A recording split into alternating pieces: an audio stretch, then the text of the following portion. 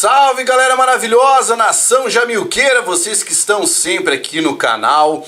Hoje nós estamos aqui para inaugurar um quadro novo, né? Estamos nos estúdios do Jamilcast. Estou aqui com o grande professor Oliveira Soares, nosso Oli, que sempre está aqui conosco participando.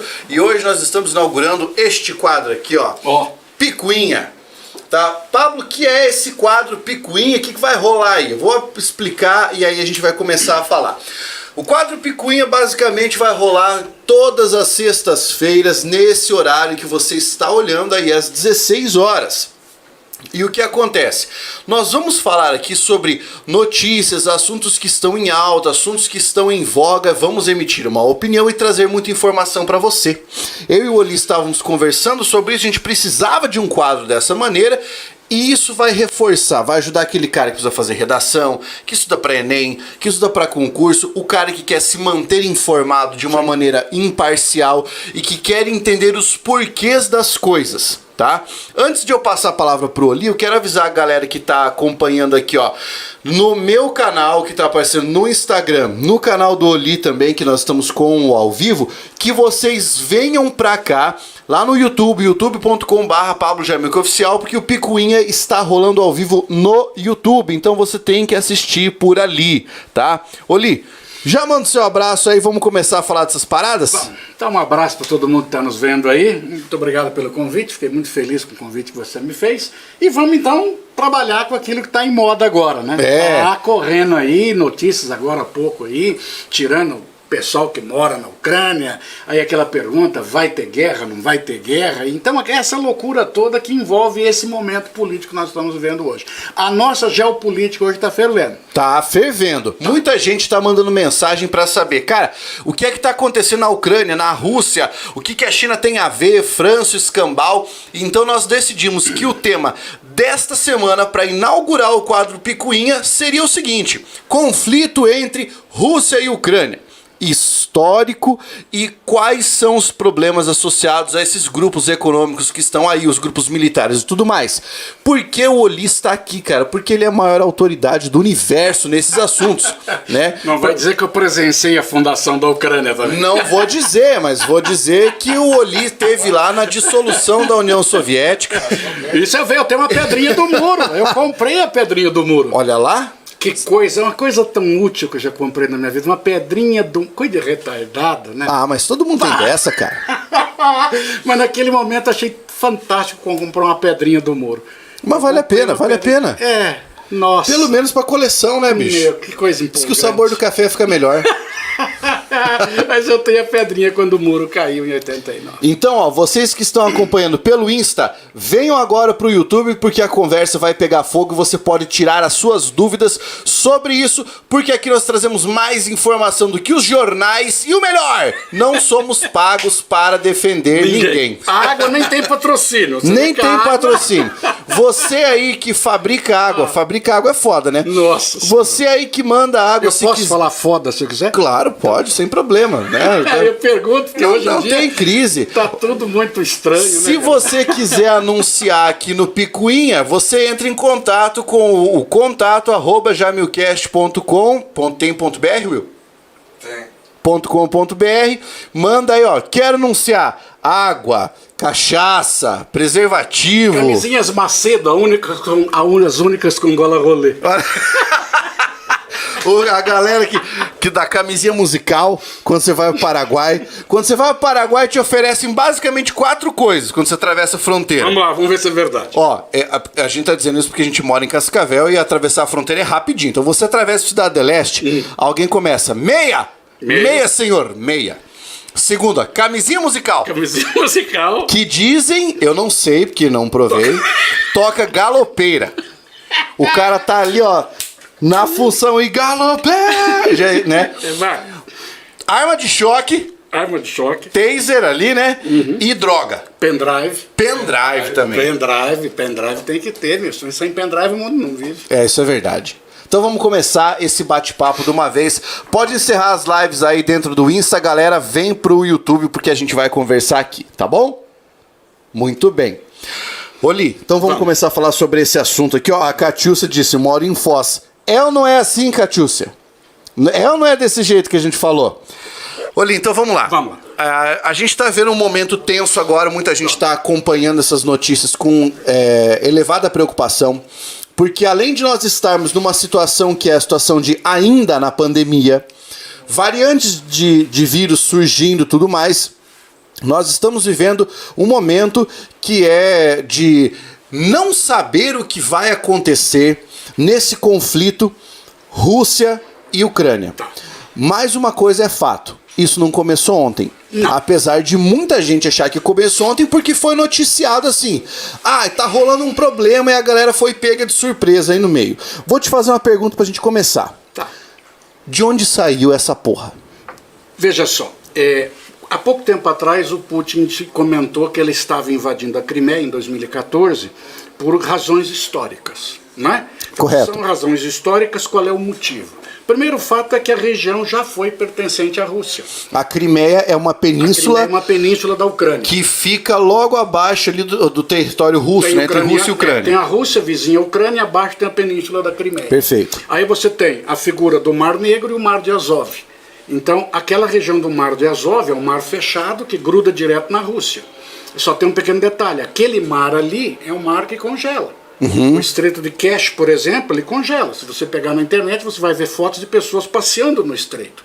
Então, você ter acesso àquilo que seria o Mar Negro é muito importante. Correto. Então, você ter acesso àquilo que o pessoal diz que seria a Rússia ter acesso ao que nós chamamos de mares quentes. Porque a Rússia só tem acesso à água fria. Água fria. Então, para ela, uma saída, por exemplo, por isso que o interesse que você tem em relação à Península Balcânica é exatamente isso, você ter uma saída em direção aos mares quentes. Essa que sempre foi a grande ideia. Isso é uma questão militar. Isso é uma questão militar que tem uma questão econômica. Ah, entendi. Se você pegar o histórico da Ucrânia, então você vai observar que a região já foi Império Turco-Otomano, lá no século XVI. A Catarina Grande, a Rússia, acabou se expandindo no seu processo de crescimento, formação do Império Russo, o czarismo, acabou dominando a região da Ucrânia. Perfeito. Todo esse panorama se desenvolveu até o início do século XX. Então, no início do século XX, a Rússia acabou criando a Revolução Russa nos anos 17, o que vai trazer a ideia do movimento socialista, o regime socialista implantado na Rússia. Perfeito. Então aí começa o grande abacaxi. A questão da Crimeia, ela passa a ser praticamente uma região autônoma dentro da questão daquilo que seria a nossa Ucrânia. A Ucrânia, então, seria uma república socialista da Ucrânia, que vai fazer parte daquilo que seria a nossa chamada União Soviética. Então a Ucrânia fazia parte. Fazia parte. Ela é uma república socialista soviética autônoma, fazendo parte daquilo que seria a formação da União Soviética. Perfeito. A Crimeia está ali, a península está ali. Uma boa parte do leste da Ucrânia, que é aquela região de Donbass, que o pessoal chama hoje, a região de Luhansk e Donetsk, essas regiões, por exemplo, elas têm uma população eminentemente russa. Mas nesse contexto, avançando pelos anos 1921, o que você vai encontrar? Durante a Segunda Guerra, por exemplo, a região é invadida pelos nazistas. Então toda a região se une para lutar contra o inimigo comum, que era o nazismo. Correto. A mesma coisa acontece, por exemplo, com povos que formaram a Iugoslávia, povos que formaram a Tchecoslováquia. Então a Iugoslávia, por exemplo, vai reunir todo mundo contra o avanço daquilo que seria o chamado nazismo. Por isso aquela frase famosa, quem gosta de nazista é inverno russo. É inverno russo. Tá? Mas agora veja só, da mesma forma que a nossa Ucrânia independente, aquela área autônoma da região da Crimeia permanece. Em 1932, você tem o que aconteceria como sendo chamado Holodomor, que foi o grande massacre que nós tivemos da população da Ucrânia, que morreram milhões de fome, em função daquilo que seria a coletivização agrícola feita pela União Soviética do Stalin. Ou seja, você tem que produzir na marra ou você vai morrer. E aí, nessa coletivização, acabou muita gente, o quê? Acabou muita gente morrendo. Então, as tensões são muito grandes. Aí, quando acabou a Segunda Guerra Mundial, em 1954, olha que loucura, a União Soviética virou para a Ucrânia e falou, você quer a Crimeia para você? A Ucrânia falou, como, você que vai me dar a Crimeia? Eu falei, eu não quero mais, você quer? Mas, ó, ela é uma área autônoma, tá? E a população, a maior parte é a população russa. E em 54, essa área passou a pertencer à Ucrânia, que é a Crimeia. Por isso que o Putin diz que são razões históricas. Entendi. Fechou? Aí quando você chega lá em 91, lembrando você que em 86 tivemos a questão de Chernobyl. Isso. A questão da radiação da Ucrânia. Muito bem. Em 91 acabou a União Soviética. Que, deixa eu fazer um parênteses aqui, provavelmente você sabe disso, mas para quem não sabe, na época em que houve a questão de Chernobyl, os executivos que faziam parte de Chernobyl falavam para o povo: fiquem tranquilos, não vai haver problema. Enquanto isso, eles evacuavam as famílias para outra região. Todo mundo. E aí, inclusive, na região da Ucrânia, existe o baile das pessoas que saíram com problemas terríveis de radiação do acidente, né? Então tem um baile que as pessoas se reúnem. Pode Meu falar, Deus, o que está acontecendo aí? Nossa, que loucura, mostrando o dedinho assim. Mas muito bem, voltando então à nossa realidade. Acabou a União Soviética. Quando acabou a União Soviética, o que a Ucrânia fez? Ela automaticamente declarou-se o quê? Eu sou independente, independente, eu sou autônomo, claro. eu estou fora da jogada. Só para você ter uma ideia, o Brasil tem uma grande colonização no Paraná de ucranianos. Por exemplo, a nossa União Soviética deixa de existir em 91, a região já se declara independente e o Brasil, na sequência, reconhece a independência da Ucrânia. Perfeito. Exatamente porque nós temos uma colônia ucraniana muito grande na região de Curitiba. Fechou? Fechou. Tanto é que nós temos que em 92 eles já montaram embaixada no Brasil. E o Brasil já montou em 95 embaixada na região de Kiev. O Lula visitou a Ucrânia, o FHC visitou a Ucrânia. Agora vejam só, avançamos para os anos 2000. Agora aí começa o rolo. Porque em 2002, o que está acontecendo? Aquilo que pertencia à antiga área de controle da União Soviética, elas vão saindo do controle soviético e, logicamente, o Pacto de Varsóvia deixou de existir. Então, só para localizar, se você me permite. Né? Fica à vontade. Durante a Guerra Fria, nós tínhamos o lado do Pacto de Varsóvia, que reunia o bloco socialista para uma eventual guerra contra os capitalistas. E os capitalistas criaram a OTAN, Organização do Tratado Atlântico Norte, para uma eventual guerra contra o bloco socialista. Guerra essa direta que nunca existiu entre Estados Unidos e União Soviética. Com a desagregação da União Soviética, então esses países que pertenciam ao Pacto de Varsóvia começaram a ingressar na OTAN. Que é a herança daquele clima de Guerra Fria, né? Clima de Guerra Fria. Tanto é que recentemente aí a própria China, a China essa semana disse o quê? Ela disse que não deveríamos voltar a ter as tensões da Guerra Fria. Olha que troço maluco, porque é exatamente o contexto que nós estamos vivenciando. Exato. Aí quando foi em 2002, a Ucrânia manifestou o interesse de ir para a OTAN. A Rússia levantou o seu trem de pouso, por qual motivo? Você se permitir que a Ucrânia entre para a OTAN, ela seria uma base militar da OTAN, vizinha ao território russo. Então a Rússia considera aquilo ali praticamente uma terra de ninguém, porque você chegou ali, você chegou perto do território russo. Ali é o popular risco no chão. Eu vou fazer um risco aqui. Quem for homem, cospe aqui. Exatamente. Quem for homem, cospe aqui. E aí parece que a OTAN resolveu dar uma cuspida. Agora veja só o rolo. Isso em 2002. Em 2004, nas eleições presidenciais, havia dois Viktor disputando. O Viktor Yanushchenko e o Yanukovych. Esse nosso Yushchenko, ele acabou sendo envenenado. Aquele cara que apareceu todo empolado, tinha sido envenenado. E o garotão chamado Yanukovych era parceiro russo. Então a Rússia financiava Yanukovych. Aí o que vai acontecer? Nessas eleições que nós tivemos, Yanukovych venceu. A população saiu às ruas em 2004, exatamente se manifestando contra as eleições que teriam sido fraudulentas, financiadas pela Rússia. Perfeito. Essa é a famosa Revolução Laranja. Que alguns muito loucos saíram dizendo que chamava Revolução Laranja, porque o cara foi envenenado com a gente laranja da Guerra do Vietnã. Nada a ver, o uniforme deles era laranja. Tá? E aí foram feitas novas eleições e o Yushchenko venceu. Isso lá em 2004. E o mundo ficou tranquilo, quieto. A Ucrânia manifestou desejo de ir para a União Europeia. Olha que coisa linda. Quando chegou em 2010, o Yanukovych venceu. Lembra que ele era o parceiro russo? Sim. O Yanukovych assumiu, a primeira coisa que ele faz, eu não quero mais entrar para a OTAN.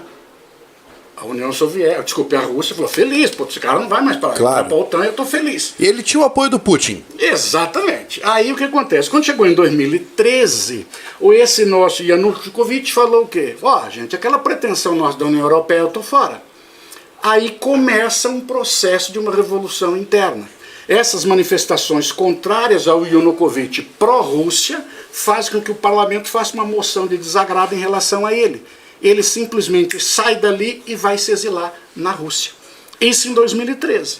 Perfeito. Quando chegou em 2014, o que a Rússia fez? Invadiu a Crimeia.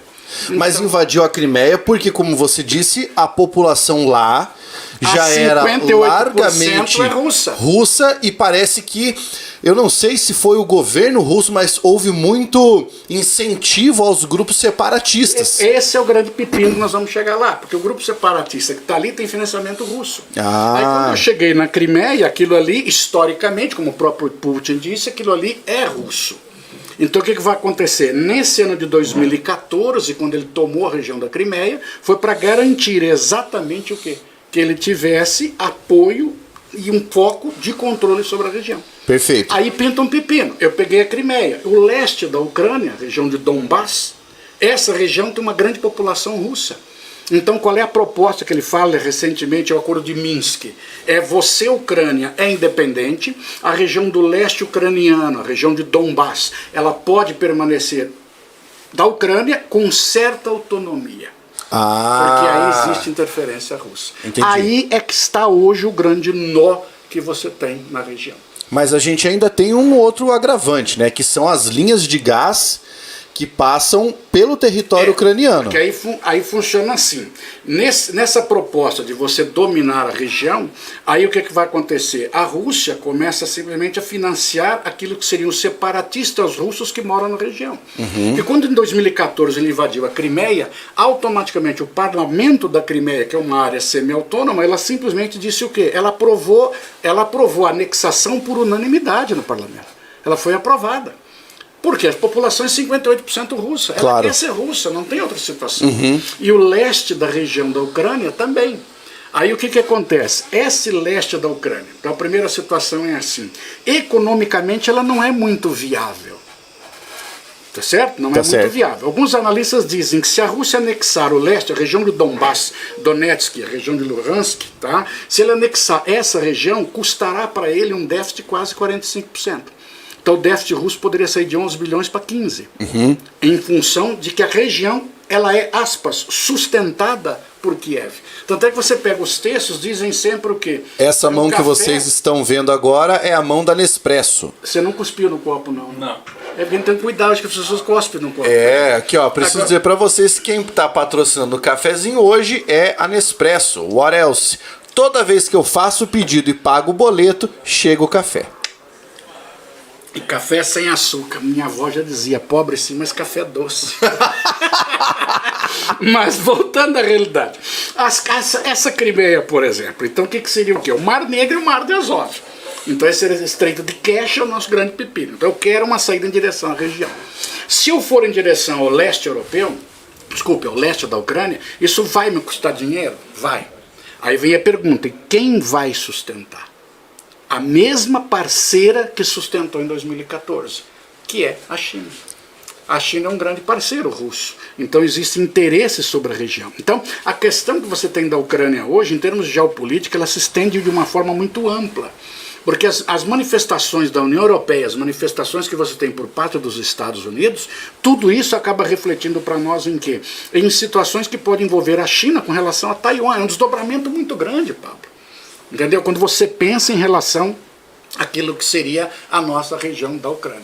Aí você tem a França participando do contexto. Então a França agora, o presidente da União Europeia, o nosso Macron, resolveu fazer o meio de campo. Então ele foi conversar com a região da Ucrânia, foi conversar com alguns países europeus, foi conversar com a Rússia. Foi tentar fazer a diplomacia, né? Foi. Aí até a cena que todo mundo discutiu, né? Que na reunião do Macron com o Putin foi diferente do Zelensky da Ucrânia. Então na reunião da Ucrânia com a Rússia, ficaram próximos um do outro. O Putin deixou o Macron numa mesa a 6 metros de distância. Aí o pessoal já começou a conjecturar. Mas por que ele fez isso? Então alguns dizem, não, ele foi mostrar força, mostrar poder, mostrar prepotência, relevância. Mas o Kremlin analisou o que? O staff dele respondeu, não, o problema é que ele não quis fazer o exame de Covid. Então, ele não quis fazer o exame de Covid, fica lá longe. Fica longe. Aí perguntaram para a França, por que você não fez o exame de Covid? Ele falou assim, porque eu não quero deixar o meu DNA na Rússia. Então ficou lá longe. Mas o Putin, ele é conhecido por, nessas conversas tensas ou com líderes relevantes, ele acabar dando uma dessa. Você lembra quando ele se encontrou com Angela Merkel? Lembro. E a Angela Merkel tem muito medo de cachorro. Tem. E o cara sacana meteu 2 enormes cães do lado dela. Por exemplo, o que nós estamos tendo hoje, o Scholz da Alemanha, que agora assumiu agora, ele não tem a mesma proximidade que a Angela Merkel tinha com o Putin. Essa é uma grande preocupação que você tem hoje, ele não tem a mesma proximidade. Então onde é que está o rolo hoje? O rolo está assim, se a Ucrânia quiser pegar de volta a Crimeia, pegar apoio da OTAN, envolvendo também a União Europeia e Estados Unidos, a coisa fica um pouco mais complicada. Porque a soma de Ucrânia e OTAN é a preocupação do Putin. Ele não quer a Ucrânia e OTAN se reunindo, porque ele não quer nenhum arsenal militar na Ucrânia. Porque o Biden, hoje de manhã, disse para que sua população, aliás, que a população americana que estivesse nos Estados Unidos se retirasse de lá. Mas também disse que não vai mandar soldados para ajudá-los. Exato, mas que mobilizou tropa de 7 mil homens para um eventual mas, por exemplo, conflito. Estão fazendo aquele troço louco, mas a manobra de 30 mil soldados que a Ucrânia, que a Rússia tem fazendo manobras, mas as manobras estão sendo feitas desde janeiro. Ele tem 100 mil homens na fronteira. Ele botou 6 navios de guerra na região da Crimeia. Entendeu? Porque ali tem um porto e uma base eminentemente russa. Porque é a região de que interessa a ele, é a proteção que ele tem. E aí, o pessoal acabou de colocar aqui. Estados Unidos, Japão, Holanda, Coreia do Sul pedem que seus cidadãos deixem a Ucrânia. E o Olmberg disse: a Rússia não está interessada numa guerra, visto que sofreria sanções econômicas de um lado e uma frente militar de outro. Isso enfraqueceria muito. Qual a tua opinião sobre isso? Veja só, a questão militar do enfrentamento é um grande detalhe. Que, por exemplo, a gente não pode esquecer que se você não está tratando de Iraque, você não está tratando de Afeganistão, você está tratando de uma potência nuclear, que é a Rússia, que tem como parceria a China. Então são duas situações completamente diferentes. Então, por exemplo, a participação dos Estados Unidos levando soldados, levando armamentos, é uma coisa que preocupa, porque qual é a preocupação que o Putin já disse? Ele não quer a Ucrânia se somando à OTAN para levar de volta a Crimeia. Isso ele não quer. E detalhe interessante, a participação da Ucrânia na OTAN é uma situação estranha. Porque você, para entrar na OTAN, você tem que ter... Uma das regras básicas para você entrar na OTAN é você ter uma integridade territorial que não esteja em discussão em nenhum momento. Que não é o caso da Ucrânia. Ela não tem uma integridade territorial que não seja discutível. Então como é que ela vai entrar? Percebeu que essa integridade ela não tem. Então, quando os Estados Unidos, ou se comenta da União Europeia, fazer uma proposta, ou querer trazer a Ucrânia para a OTAN, ela vai de encontro à proposta da própria OTAN. É aí que o Putin está se pegando. E é aí que nós temos que nos questionar também qual é o interesse da OTAN nisso. A OTAN é Estados Unidos, né, Paulo? A OTAN é Estados Unidos. Então, quando você lê OTAN, é Estados Unidos. Então, a situação básica é essa. Mas veja, as divergências que existem do grupo são grandes. Se você pegar a própria questão da Síria, a China e a Rússia estão do lado do Bashar al-Assad. Os Estados Unidos e a União Europeia estão do lado dos rebeldes contrários ao Bashar al-Assad. Tanto é que o Conselho de Segurança resolveu não interferir na Síria. Claro, porque eles não chegaram num acordo. Então, se você pegar o Putin hoje, o que o Putin disse? Que essa aliança, OTAN e Ucrânia, é uma ameaça à segurança. Essa é a frase dele. E aí uma situação interessante. Posso pedir um favor? Pode. Você falar mais perto do microfone? Mais perto do microfone? Eu trazer o microfone mais perto, assim, melhora? Aqui. O que você está fazendo aí? Meu Deus do céu. Olha que loucura. Ganhou um abraço agora do Carlão. Agora do Carlão. Melhorou assim, Carlão? Assim tá eu bom. tenho que ficar mais pertinho do troço assim. E aí, Pablo, vejam só, eu estive vendo vários vídeos, porque até eu fiz um monte de anotações e frases que foram faladas que eu achei muito interessante. Uma frase que me deixou muito interessante, que a gente está pegando tradução do russo, né? Tradução do russo. O Putin disse o seguinte: querem que a França combata a Rússia. Essa foi uma pergunta que ele fez. Querem que a França combata a Rússia? A minha pergunta é: será que a frase foi essa? Ou a frase teria sido: querem que a França combata na Rússia? Qual é a diferença de combater na Rússia e combater a Rússia? Em território russo, né? Combater na Rússia em território russo, o que é uma péssima ideia. Mas ninguém conseguiu fazer nada ali. Né? E combater a Rússia, ter a Rússia como inimiga. nesse caso. Uhum. Né? Tem uma diferença. Isso a gente pode pegar a frase original e só observar se rola uma preposição ali. Então você veja só, são frases do Putin. Outra frase dele foi o seguinte: se a Ucrânia se juntar à OTAN para recuperar a Crimeia por meios militares, arrastará a Europa para um conflito militar com a Rússia. Ou seja, a União Europeia quer brigar com a Rússia? Estados Unidos vai brigar com a Rússia? A OTAN vai brigar com a Rússia? Ele mesmo disse: o armamento da OTAN é maior que o meu. Mas não se esqueça que eu tenho arma nuclear.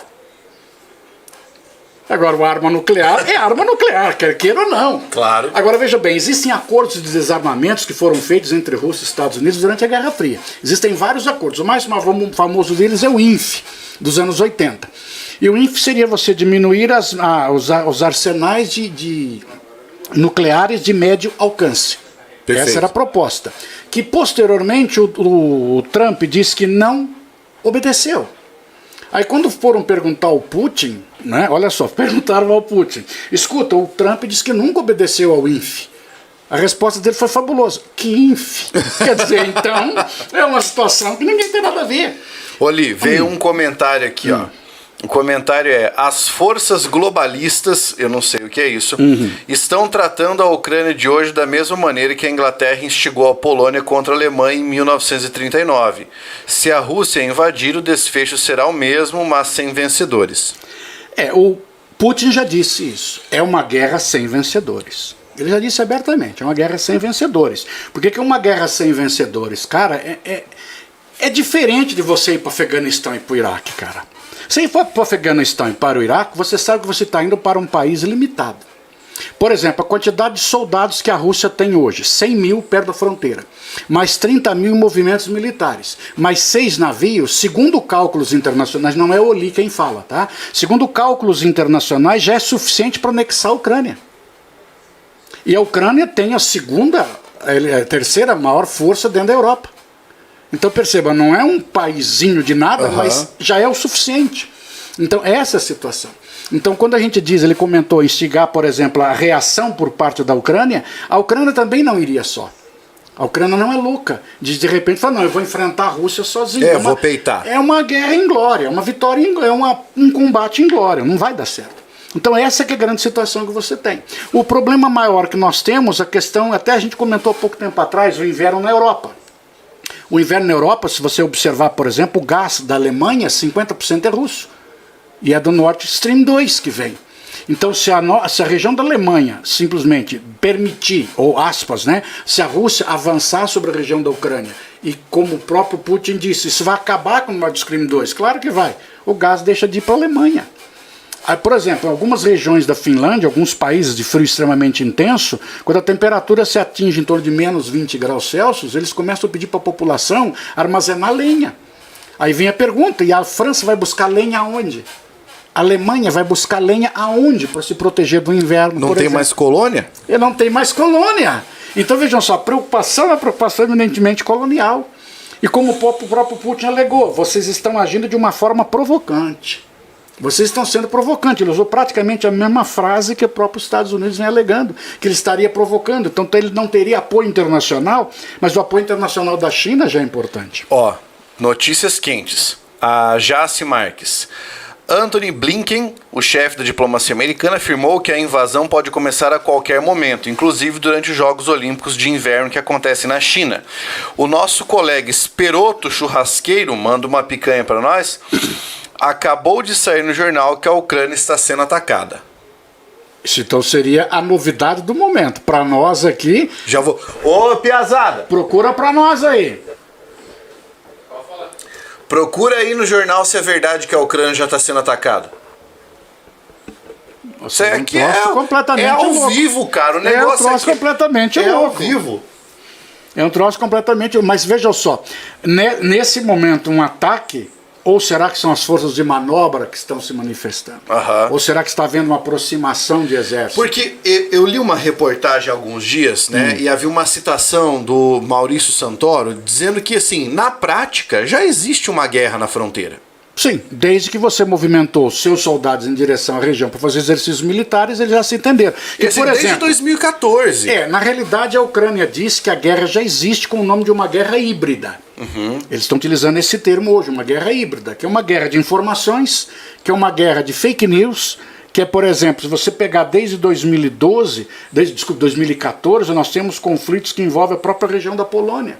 Por exemplo, a Rússia facilitou muito a ida de indivíduos em direção ao leste europeu, de indivíduos que levam como visto de turista, que também é considerado uma guerra híbrida, não é soldados em si, mas é que você acabaria tendo o quê? Essas manifestações, como essas notícias desencontradas todas que nós temos.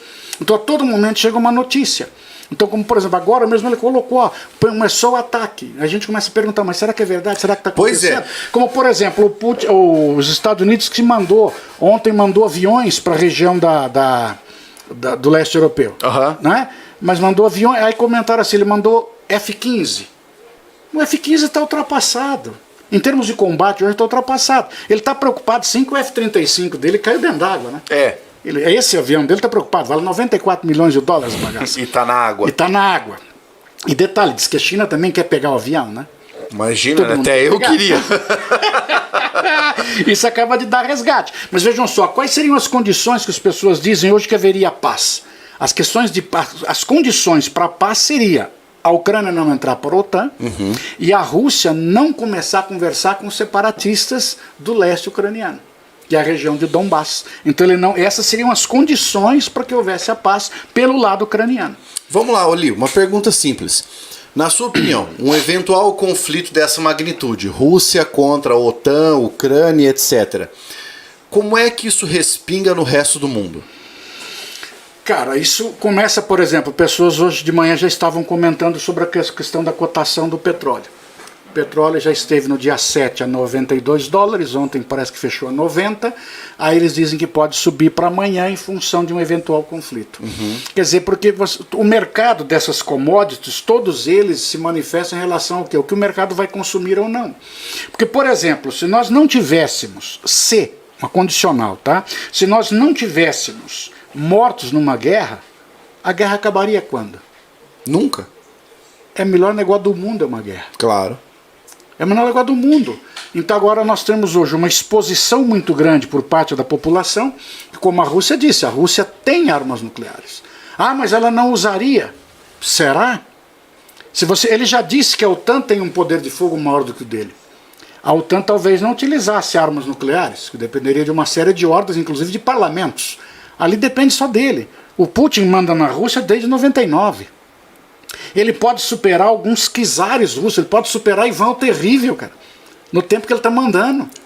Ele começou como chefe de governo, no ano 2000 ele entrou como presidente, passou a ser primeiro-ministro, voltou a ser presidente, eleito em 2012, reeleito depois em 2018, para ir até 2024. Só que em 2018, que ele foi reeleito para um mandato de 4 anos, que deveria ter sido em 16, que ele já conseguiu fazer a reforma para ir para 18. Até agora não achei nada. Até agora não encontramos fontes a respeito de ataque ou invasão. Durante os Jogos Olímpicos agora, você vê. Alguns dizem que eles iriam esperar as Olimpíadas terminar. Porque, por exemplo, o Putin foi agora, na abertura das Olimpíadas, ele foi à China a convite da China. Do Xi Jinping. Mas que nem eu estava dizendo para você sobre o Putin. Aí ele conseguiu transformar o mandato dele de 4 para 6 anos.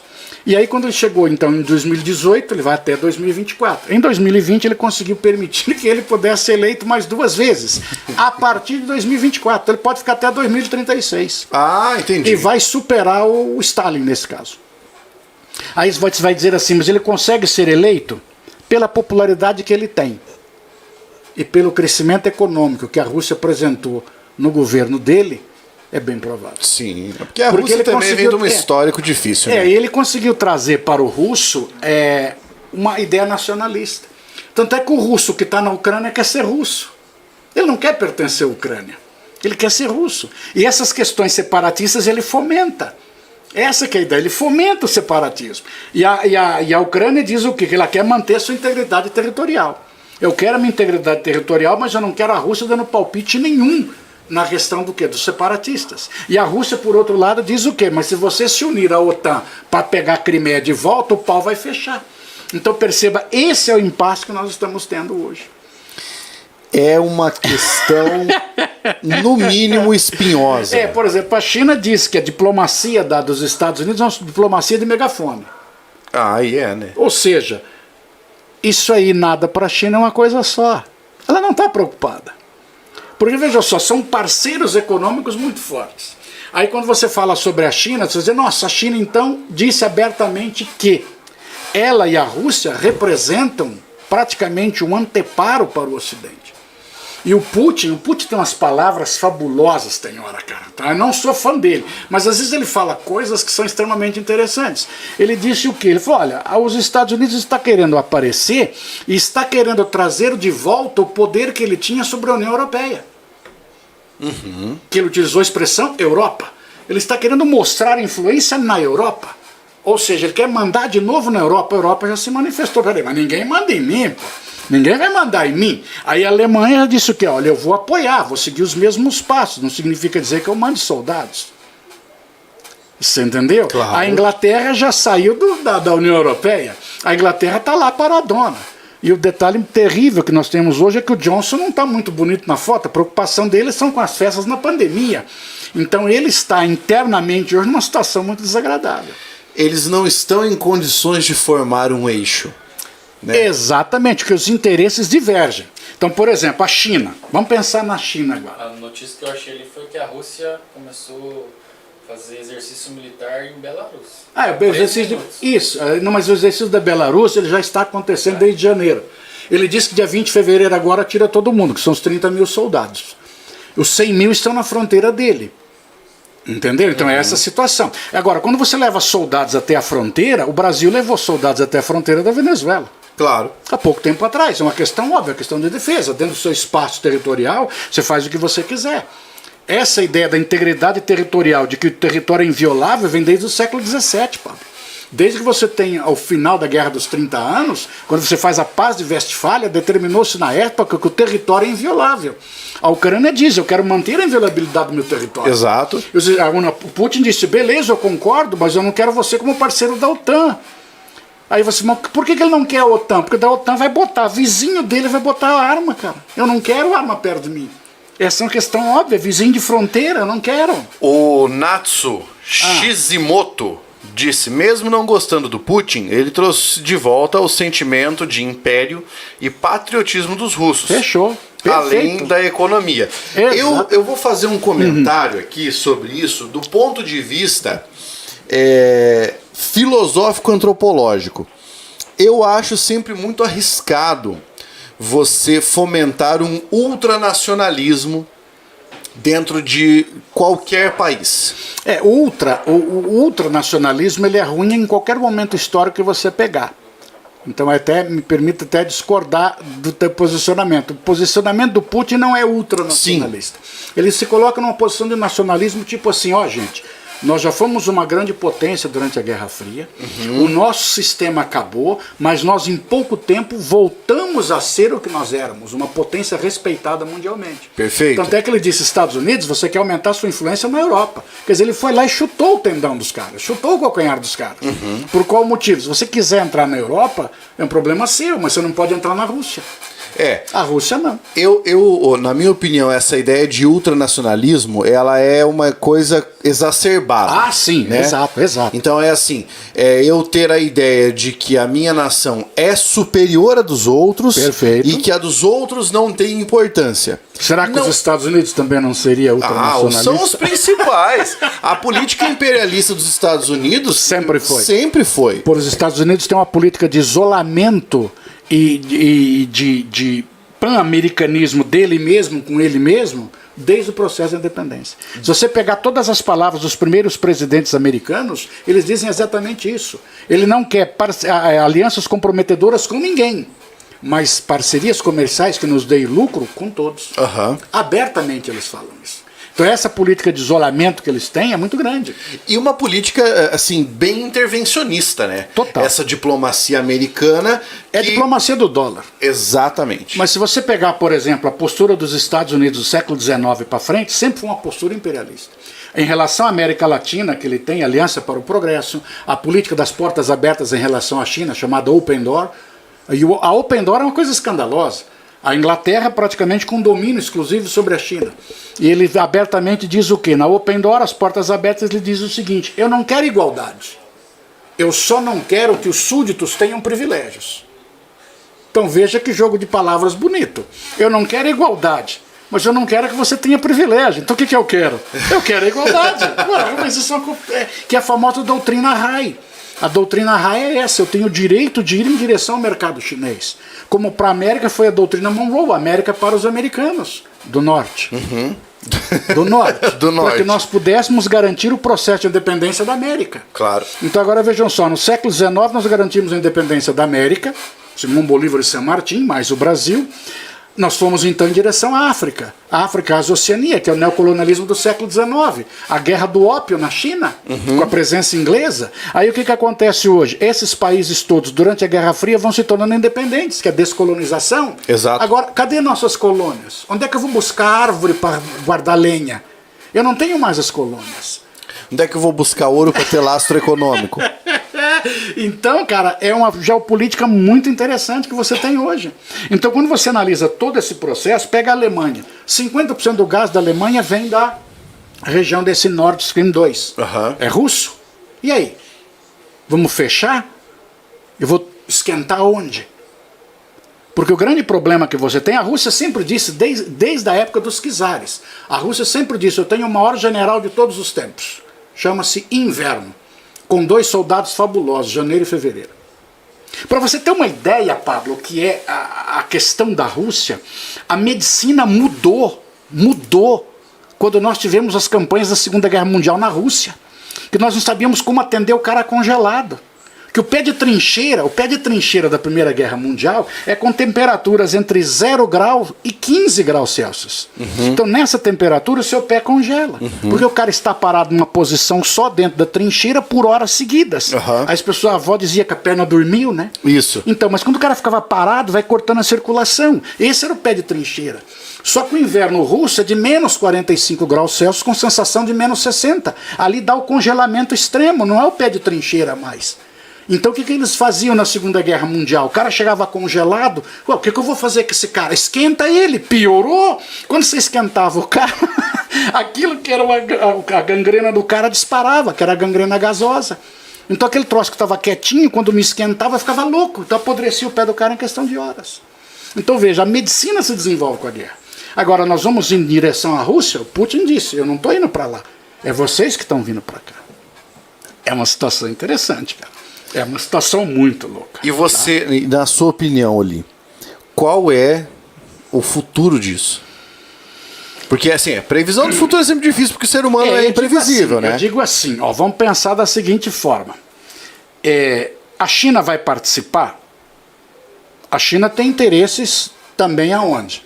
A questão de Taiwan, recentemente. Aviões chineses sobrevoaram o espaço aéreo de Taiwan. Primeiro fato, se você conversar com alguém que é nascido em Taiwan, ele jamais vai concordar que ele pertence à China. Mas a China considera como sendo território, como é Hong Kong, por exemplo, como é Macau.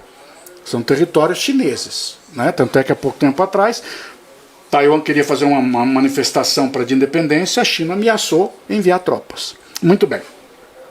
Se de repente hoje a China resolver entrar num conflito, ela vai brigar com a União Europeia, vai brigar com a própria questão dos Estados Unidos. Só que os Estados Unidos têm um acordo com Taiwan, que é de fornecimento de ajuda militar em caso necessário. Aí simplesmente eles podem ajudar a independência de Taiwan, a independência de Hong Kong, a independência de Macau. A China quer isso? Não quer. Então vamos analisar. A China não é a Ucrânia e Taiwan não é a Crimeia. E é uma área onde pesa o maior interesse econômico. Onde é que pesa mais a economia? Essa é uma grande resposta que a gente não consegue ter.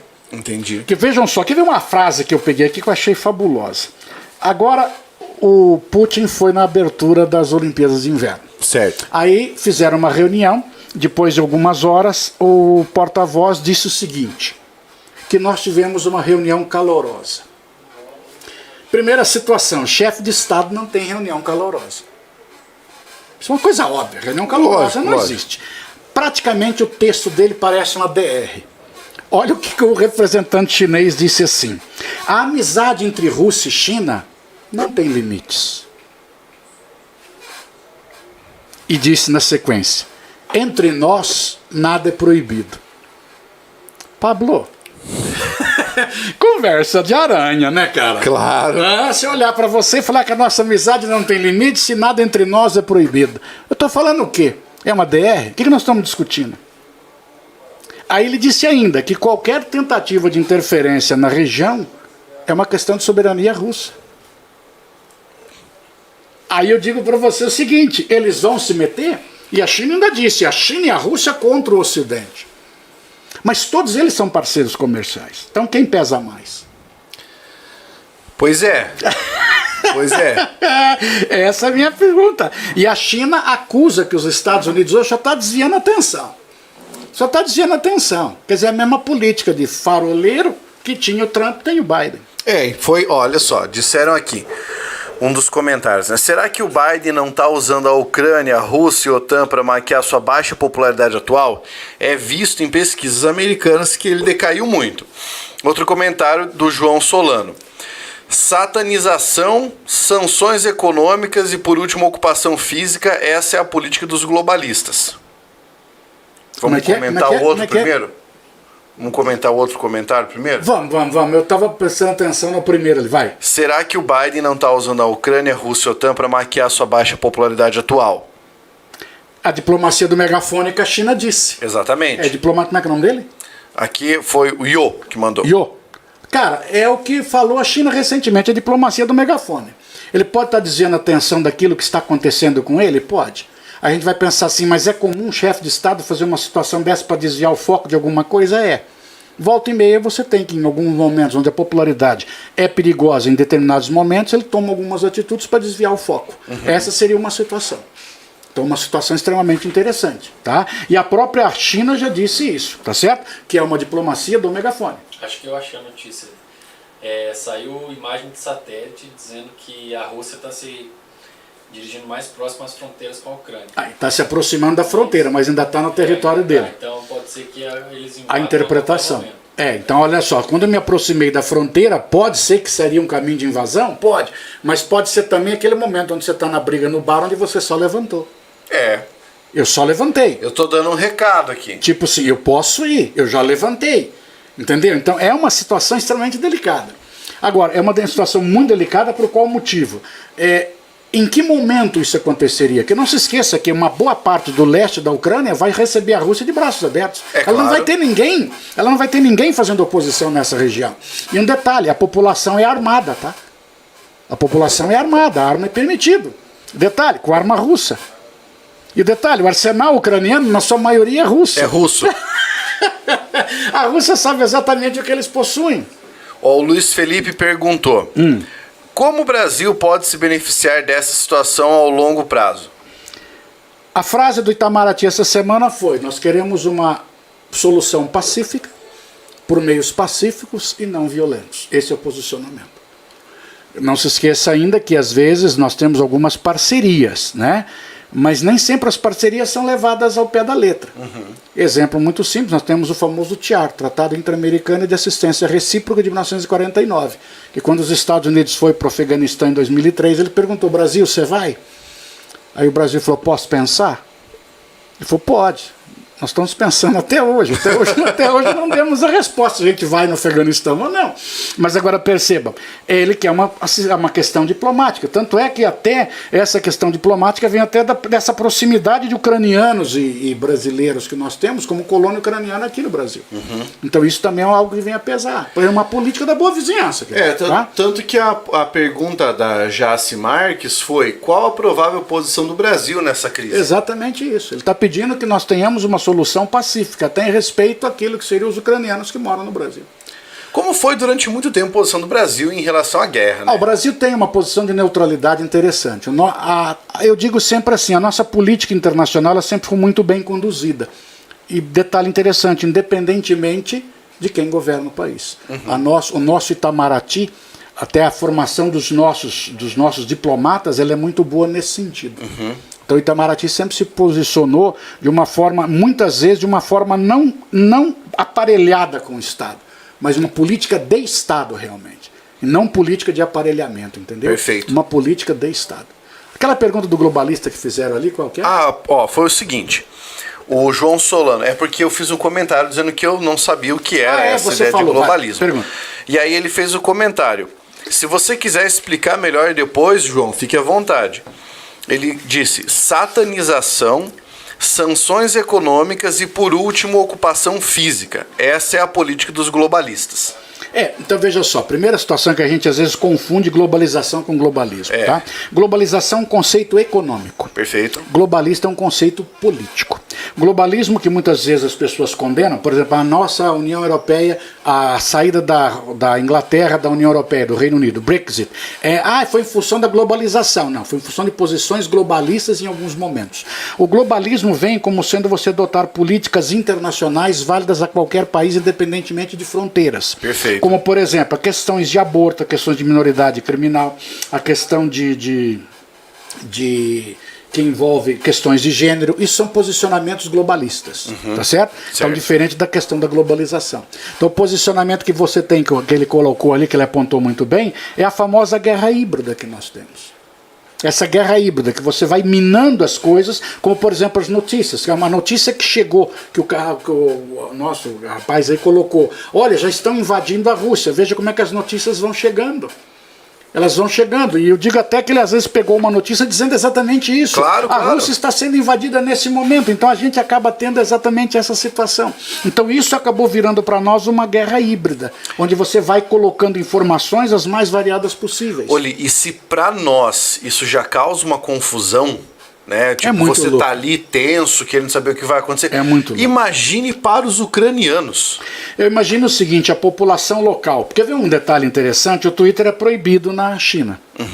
Mas ela divulgou em todas as redes mundiais possíveis, em quase todos os idiomas, o posicionamento dela em relação à China e à Rússia nessa questão da Ucrânia. Só que não dentro do território chinês. Quer dizer, o chinês em si não está sabendo o que está acontecendo. Que todos os meios de comunicação são controlados. A Ucrânia proibiu a apresentação de programas russos. Só que na região do leste da Ucrânia, onde você tem a região de Donbass, ali, que tem uma grande maioria russa, eles também cortaram os programas vindos da Ucrânia. Ou seja, o cara que se sente... entendi. Aí eles cortaram os programas ucranianos. Ucranianos, dentro do território ucraniano. Ou seja, dentro do território já existe também uma guerra que é cultural. Já existe. E aí o que acontece? Voltamos a ouvir rádio, ao ver a televisão e os jornais, que são publicados em russo e ucraniano. Então veja, uma guerra de informações é o que nós temos hoje. E essa guerra de informações eles chamam de guerra híbrida. É uma expressão que existe desde o ano 2000. Que é o que nós estamos vivenciando agora. Que coisa interessante. As notícias chegam a todo e qualquer momento. A todo e qualquer momento tem notícias. Por exemplo, quando colocaram agora de manhã, inclusive um amigo meu me passou. Estão mandando soldados americanos para lá. Mas na sequência o Biden já disse, olha, vamos sair da região, vamos sair, mas ele não disse que não vai ter ninguém auxiliando o americano para sair. Então se não tem ninguém auxiliando o americano para sair, significa dizer que não tem conflito. Ele pode sair livremente, as fronteiras não foram fechadas. É assim, te vire por enquanto, vai daí, saindo, pega o avião e vai embora. Porque eu só vou mandar gente lá para tirar o meu cidadão dali se houver um conflito iminente ou já em andamento, ou já desencadeado. Senão, não. Para que eu vou fazer?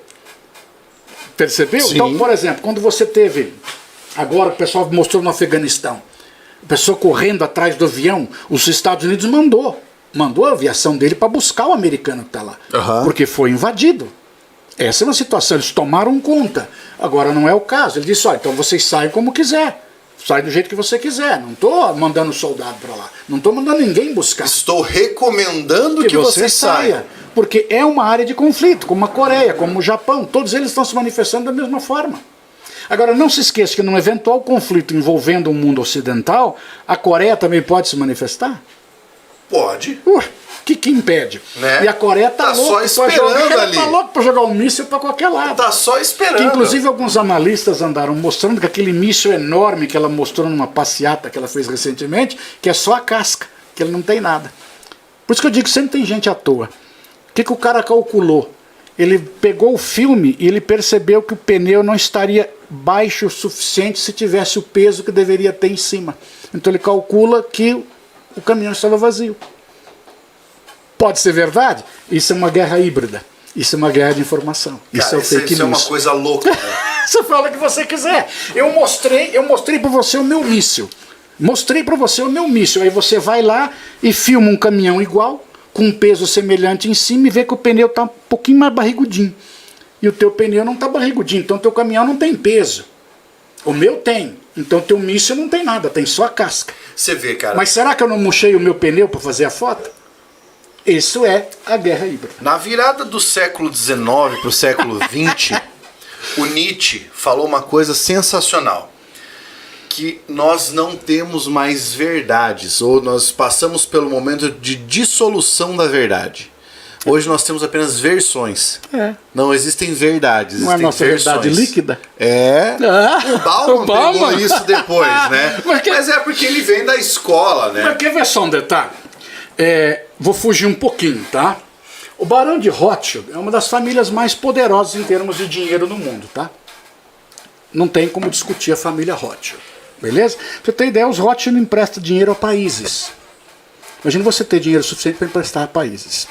A informação, Napoleão já dizia, se eu não tiver o apoio da imprensa, eu não fico 6 meses no poder. Esse Barão de Rothschild, ele tinha uma série de conhecimentos com várias pessoas dentro da Europa. Inclusive com os generais de Napoleão, ele tinha uma proximidade muito grande. Ele atravessou o Canal da Mancha um pouquinho antes de Waterloo.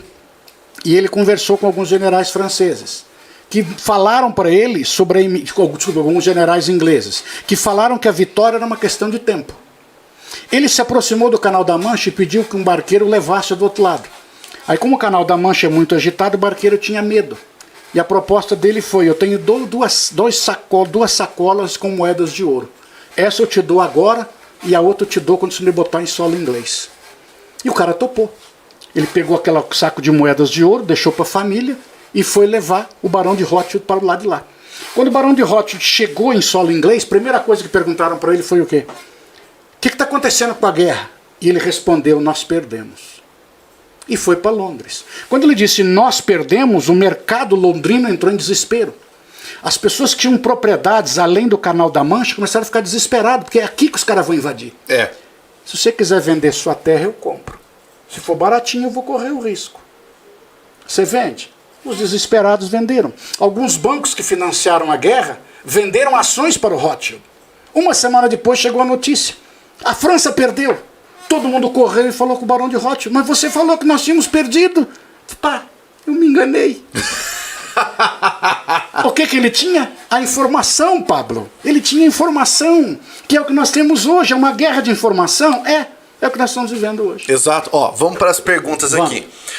A Jace Marques, aliás, antes, a Graça Silver, ou Graca, sei lá, que está sem o cedilha. Portugal ficará naturalmente ao lado dos Estados Unidos. Os americanos estão na base das lajes dos Açores desde os tempos da Segunda Guerra Mundial. Tá. Jace Marques. O uso de mecanismos como insurgência, migração ou uso de desinformação são considerados partes das estratégias de combate de uma guerra híbrida. Exatamente. Quanto mais informação falsa eu passo, melhor é. O Luiz Felipe disse: será que em 2023 o estopim da Guerra Mundial se estoura? Cara, mas nós temos que ter alguma coisa, bicho, que realmente mexa com, aspas, o brio nacionalista de populações numerosas. Porque a guerra é o seguinte: a guerra é um massacre de pessoas que não se conhecem, lutando em nome de pessoas que se conhecem, mas não se massacram. Isso é uma guerra. Isso é uma guerra. Isso é uma guerra. Então, e outra coisa que eu acho interessante: o que separa a guerra da paz em si? Na paz, os filhos enterram os pais. Na guerra é o contrário. Então nós estamos chegando num momento onde você tem chefes de Estado se manifestando, mas a população iria. Por exemplo, nós tivemos na Segunda Guerra as convocações compulsórias. A convocação compulsória acontece, não é mais só de voluntários, aí que entra a questão do nacionalismo. Exato. Porque a questão do nacionalismo funciona quando você começa a fazer com que que a população se inflame para que ele possa levar o cara para a guerra. Na Segunda Guerra Mundial, os nazistas inflamavam as mulheres a desafiar a masculinidade dos seus homens, para que eles fossem à guerra. Para que uma mulher falasse para outra, tá vendo? O marido da outra foi para a guerra. E você não vai? Então eu desafiei a sua masculinidade. Mas isso depende de um processo educacional para que as pessoas comecem a pensar dessa forma. Próximo comentário. Isso é demais, cara. Eu fico empolgado com isso. O Gabriel Tereslov. China com Taiwan, OTAN expandido no leste europeu, Rússia com a Crimeia e restante da Ucrânia. Chegou uma era de impérios e ninguém quer ficar de fora. Querem terras e influência. Fechou, cara, fechou. Mas o mundo, como é que ninguém perguntou? O Luiz Felipe?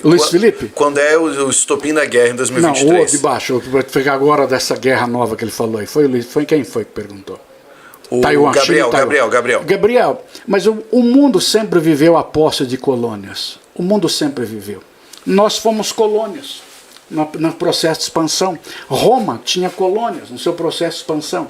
O mundo persa tinha colônias. O Egito tinha colônias. A posse de colônia é um troço extremamente interessante, que forma os grandes impérios. Então hoje o que nós temos? As nações estão preocupadas que os grandes impérios já ruíram ao final da Primeira Guerra Mundial. O Império Austro-Húngaro ruiu. Separamos o Império Russo ruiu. Olha só que loucura. O Império Turco-Otomano. Todos os grandes impérios se esfacelaram ao final da Primeira Guerra. Então, na Segunda Guerra, nós já não tínhamos um grande império, exceção feita a Alemanha, que vinha na conquista do seu espaço vital, que eles esfacelaram a Alemanha após a Segunda Guerra Mundial. Aí nós vemos uma Guerra Fria, onde a Europa não teve guerras naquele período. A Europa viveu um período de paz na Guerra Fria. Nós tínhamos, sim, conflitos isolados, que eles chamam de conflitos isolados, tá? Em várias partes do mundo, onde havia uma ingerência indireta das superpotências, que é a ordem internacional.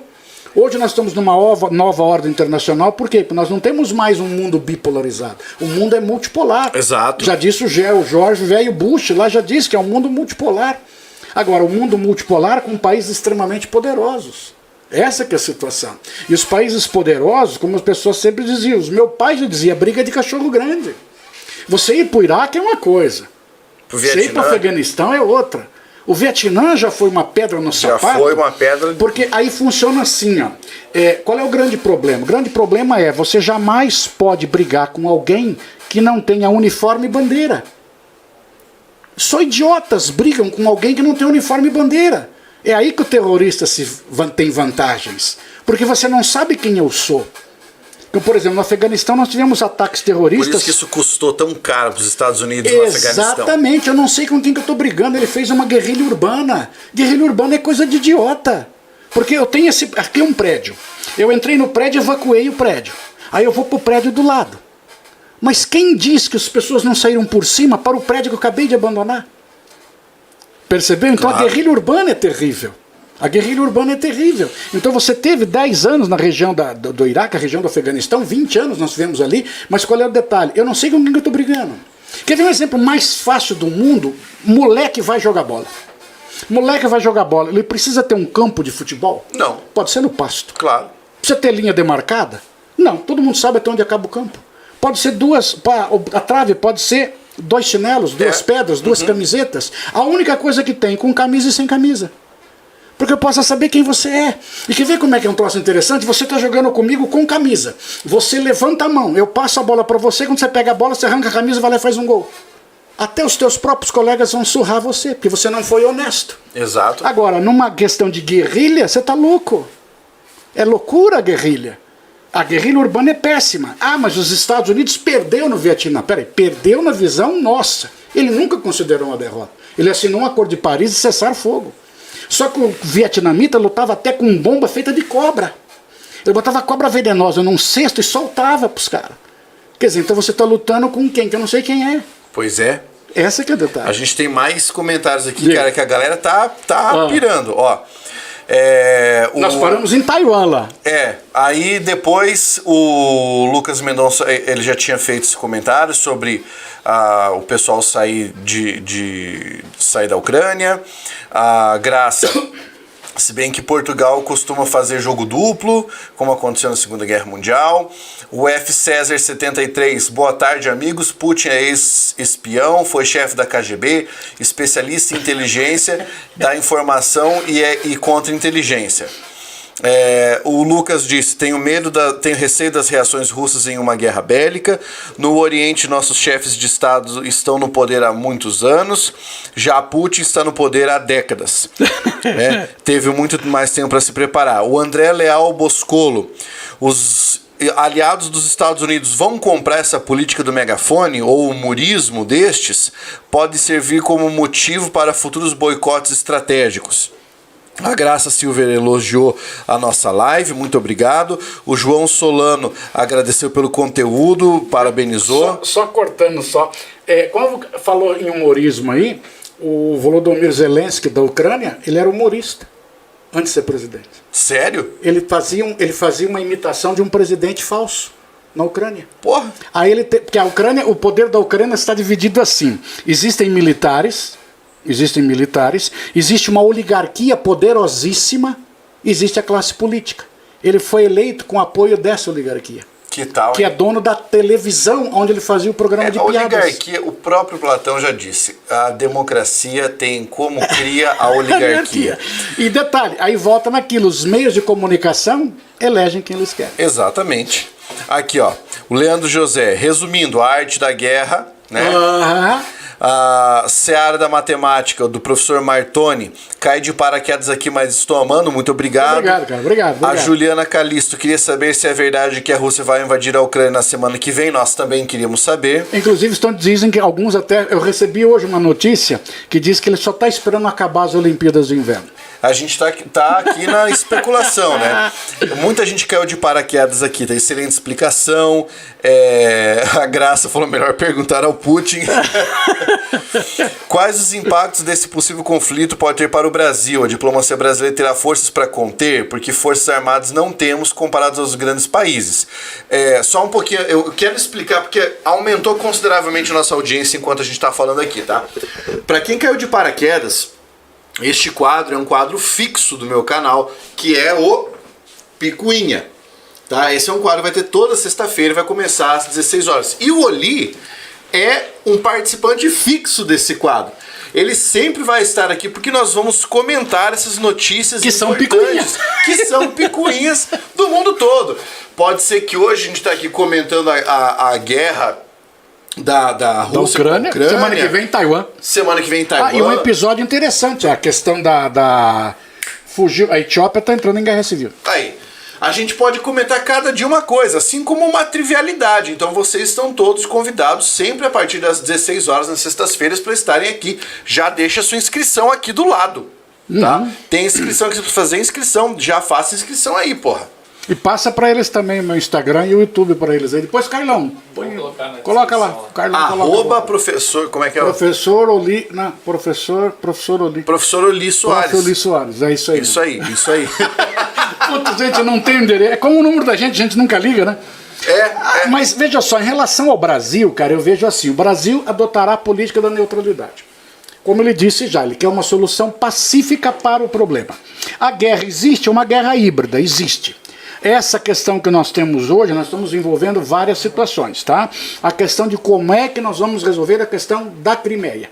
A Crimeia é o nosso grande problema hoje. Lembrando sempre que a China é o grande parceirão que eles têm. Eu queria fazer um comentário sobre um dos comentários aqui do André Rocha, tá? Eu quero fazer esse comentário respeitosamente para você, André, e eu não sei o que ele vai dizer. Mas o comentário dele foi: boa tarde, prof. Já está na hora de o Brasil entrar em uma guerra de verdade. Poderemos ajudar em algum dos lados? Na minha opinião, o Brasil nunca deveria entrar em uma guerra. Porque em uma guerra não existem vencedores. Tá? É só prejuízo, cara. Então, acabou a bateria? Desse que acabou a gente pega ali. Na minha opinião, não, o Brasil jamais deveria entrar numa guerra, porque é muito sofrimento, é sofrimento por perda, é sofrimento econômico, é desgaste. É assim, é André o nome dele? André. André, vou contar uma história para você, bem curtinha, tá? Eu conversei com um sobrevivente da Segunda Guerra Mundial, que é avô de um amigo que eu tive há muitos anos atrás. Isso lá no começo dos anos 90. E nós estávamos num churrasco na casa dele. E o vô estava sentado na cabeceira da mesa, tomando sopa. Mas a sopa que o vô tomava não tinha tempero, não tinha pimenta, não tinha sal, porque o vô tinha tudo, menos saúde, né? Então ele tomava um sopão. E eu, no alto da minha inocência, da minha burrice, eu perguntei para ele assim, mas vô, nós estamos comendo carne, você está comendo uma sopa dessa, vô? Puta, não dá vontade? Ele me olhou no fundo do olho, cara, e disse assim, eu me emociono quando eu lembro, filho, eu vim da guerra, você não sabe o que é uma guerra. Esta comida é uma sopa, mas está limpa. Foi a avó que fez, com tanto amor, e eu estou no meio de amigos. Você não sabe o que é guerra, menino. Então guerra, meu querido, ninguém merece. Quem sofre é população civil, mulheres e crianças, que é a grande moeda de troca que existe. Numa guerra. Tupac Amaru, 1780, na independência do Peru, disse: um homem suporta tudo, menos a violação da sua família, da sua mulher e dos seus filhos. Enquanto a briga está na despensa, a população suporta tudo. Fabuloso, né? Cara, demais, demais. Eu acho que com essa frase, inclusive, e com esse raciocínio, nós podemos encaminhar para o final dessa nossa live, que foi sensacional. Eu não sei quanto tempo nós estamos falando aqui, cara. Faz 1h10 minutos. Sério? Nossa senhora, rapidão, cara, rapidão. Oli, foi um prazer poder conversar hoje. Sugiram assuntos nos comentários para que a gente faça o próximo Picuinha. O que é que você gostaria de ver aqui, certo? E principalmente, façam o seguinte: vocês que chegaram aqui, caíram de surpresa nesse canal, façam sua inscrição. E outra coisa, mandem esse vídeo para os seus amigos. Fala, pô, hoje eu caí de surpresa aqui numa live e consegui ficar assistindo e aprendi um monte. Muito mais do que aprenderia assistindo um jornal. Pô, manda para os seus amigos. Torço para isso. Tá? Manda o vídeo aí para os colegas, e o próximo Picuinha nós poderemos fazer sobre o assunto que você sugeriu. Pode ser, Oli, tanto faz. Obrigadão, cara. Eu agradeço. É sempre um prazer. Agradeço sempre, é muito bom. Somos vizinhos, inclusive. Né? É muito bom sempre estar contigo aqui, adoro você. Tá? E para quem está nos curtindo aí, muito obrigado por terem participado.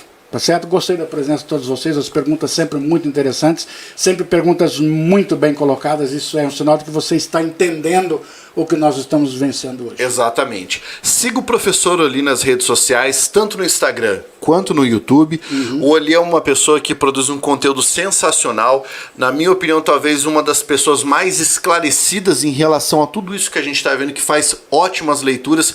É um dos meus conselheiros particulares. Às vezes, quando eu quero aprender alguma coisa, eu mando mensagem pro Oli, porque é uma pessoa sensacional. Muito obrigado. Agradeço a todos vocês.